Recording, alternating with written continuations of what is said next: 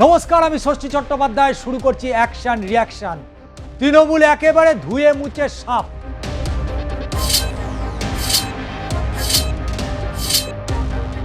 রাজ্যের মুখ্যমন্ত্রী থেকে একাধিক মন্ত্রী, সেই রেশন বন্টন দুর্নীতি মামলায় চুরির দায়ে যিনি জেলে গিয়েছিলেন, সেই জ্যোতিপ্রিয় মল্লিক, তিনি যেমন হেরেছেন, এদিকে শিক্ষক নিয়োগ দুর্নীতিতে যার নাম জড়িয়েছিল সেই পরেশচন্দ্র অধিকারী থেকে ব্রাত্য বসু, আরজি করে নিয়ে যাকে জুড়ে সারা রাজ্য তোলপাড় হয়েছিল, সেই স্বাস্থ্য প্রতিমন্ত্রী চন্দ্রিমা ভট্টাচার্য হেরে ভূত হয়ে গেছে। রাজ্যের পরিবহন ব্যবস্থা, সেই পরিবহন ব্যবস্থা যার ঘাড়ে দায়িত্ব ছিল সেই স্নেহাশিস চক্রবর্তী হেরে ভূত হয়ে গিয়েছে। রাজ্যের একাধিক মন্ত্রী হেরে ভূত। অ্যাকশন রিয়াকশনে আমরা আজকের এই ভিডিওতে তুলে ধরব আগামীতে ভারতীয় জনতা পার্টির মুখ্যমন্ত্রীর মুখ কে, কে বা নবান্নের 14 তলায় যাবেন বা রাইটার্স বিল্ডিংয়ে বসবেন, কার ছত্রছায়ায় বাংলার রাজনীতি, বাংলার প্রশাসন চলবে, কে হতে চলেছে সেই মুখ, কাকেই বা মুখ্যমন্ত্রী করা হচ্ছে। বিজেপির সেই বাঙালি অস্মিতায় শান দিয়ে বাঙালি কোনো মুখকেই কি মুখ্যমন্ত্রী করবে, নাকি কোনো ধর্মীয় প্রতিষ্ঠানের সেই 100% একেবারে হিন্দু, সনাতনী হিন্দু, তাকেই প্রার্থী করবে। অর্থাৎ বাংলায় বিজেপির মুখ্যমন্ত্রীর মুখকে আমরা ব্রিগেডের সমাবেশে গিয়েছিলাম, প্রধানমন্ত্রী সেই ব্রিগেডের সমাবেশে আমরা বহু কর্মী সমর্থককে প্রশ্ন করেছিলাম বাংলার মুখ্যমন্ত্রী হিসাবে কাকে দেখতে চান। সেদিন তারা বলেছিল বাংলার মুখ্যমন্ত্রী হিসাবে আমরা শুভেন্দু অধিকারীকে দেখতে চাই। কেউ কেউ বলেছিলেন শ্রমিক ভট্টাচার্য, কেউ কেউ বলেছিলেন দিলীপ ঘোষ, আবার কেউ কেউ বলেছিলেন সুকান্ত মজুমদার বাংলার মুখ্যমন্ত্রী হোক।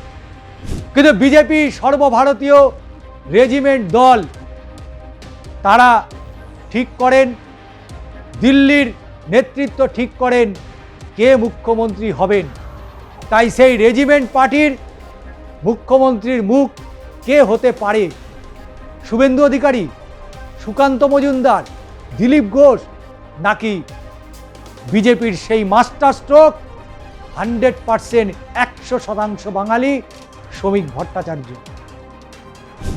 তাই আজকের অ্যাকশন রিয়াকশনে আমরা নজর রাখব কারা কারা উঠে আসছে মুখ্যমন্ত্রীর মুখ হিসাবে। সম্পূর্ণ ভিডিওটি দেখুন এবং অবশ্যই অ্যাকশন রিয়াকশন আপনাদের কেমন লাগছে জানাবেন। নতুন সরকারের ওপর বাংলার মানুষের যে আস্থা, সেই আস্থা ভরসা রেখেই নতুন মুখ্যমন্ত্রী কে হতে পারেন আজকের ভিডিওতে তুলে ধরব। শুভেন্দু অধিকারী নাকি শ্রমিক, অন্য কেউ বাংলার পরবর্তী মুখ্যমন্ত্রী হওয়ার দৌড়ে এগিয়ে কে রয়েছে? সাম্প্রতিক অতীতে একাধিক রাজ্যে মুখ্যমন্ত্রী পদে চমক দিয়েছে বিজেপি, কিন্তু বাংলার ক্ষেত্রেও কি তেমন কোনো পদক্ষেপ করা হবে?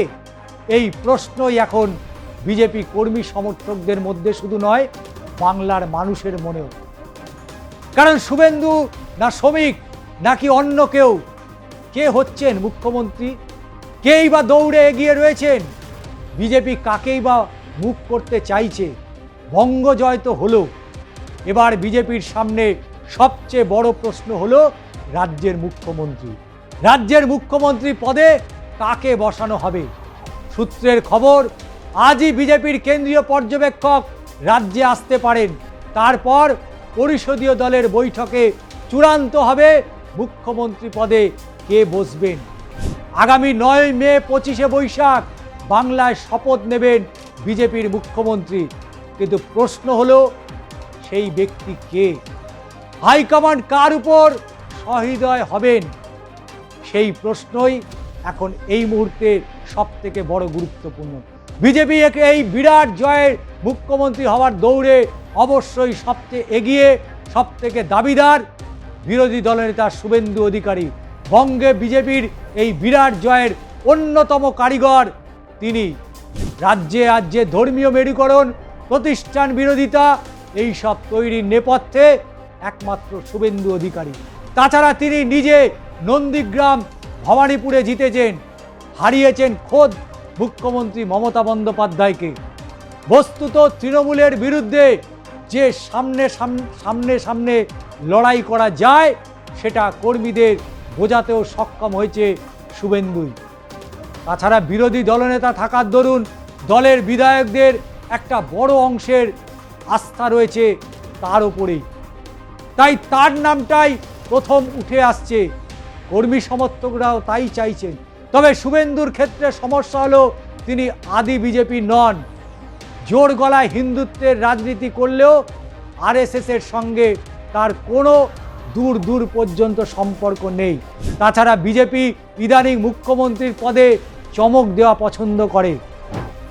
মধ্যপ্রদেশের দিকে যদি নজর রাখি, মধ্যপ্রদেশের মোহন যাদব, রাজস্থানে ভজনলাল শর্মা, উড়িষ্যায় মোহনচরণ মাঝি বা ছত্তিশগড়ে বিষ্ণুদেব সাঁইয়ের, এরা প্রত্যেকেই তুলনায় লো প্রোফাইল এবং মুখ্যমন্ত্রী হওয়ার আগে কোনোভাবেই দলের প্রথম সারি নেতা ছিলেন না। বাংলার ক্ষেত্রে বিজেপি তেমন কোনো চমক দেওয়ার কথা ভাবতেই পারে, আবার নাও ভাবতে পারেন, তবে ভাবার সম্ভাবনা থাকছে। তাৎপর্যপূর্ণ বিষয় হলো প্রায় 3/4 সংখ্যাগরিষ্ঠতা নিয়ে ক্ষমতায় আসা মুখ্যমন্ত্রী পদ নিয়ে পরীক্ষা নিরীক্ষার জায়গায় বিজেপি রয়েছে। তেমন হলে কিন্তু একাধিক নাম উঠে আসবে। বিজেপির বঙ্গজয়ে নিঃসন্দেহে বড় ভূমিকা নিয়েছেন বর্তমান রাজ্য সভাপতি শ্রমিক ভট্টাচার্য। তিনি সঙ্গের পুরনো লোক। আদি বিজেপি জননেতা হিসেবে শুভেন্দুর চেয়ে খানিকটা পিছিয়ে থাকলেও তার গ্রহণযোগ্যতা মোটেই কম নয়। ফলে লড়াইয়ে রয়েছেন তিনিও। দলের আদি অংশের অনেককে ভাসিয়ে দিচ্ছেন দিলীপ ঘোষের নামও।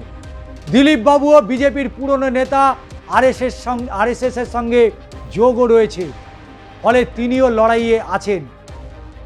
এদিকে বিজেপির পুরনো লোকেদের মধ্যে স্বপন দাশগুপ্তর নামও অনেকে ভাসিয়ে দিচ্ছেন। তিনি বাজপেয়ী আমলে শুরু করেছিলেন বিজেপি।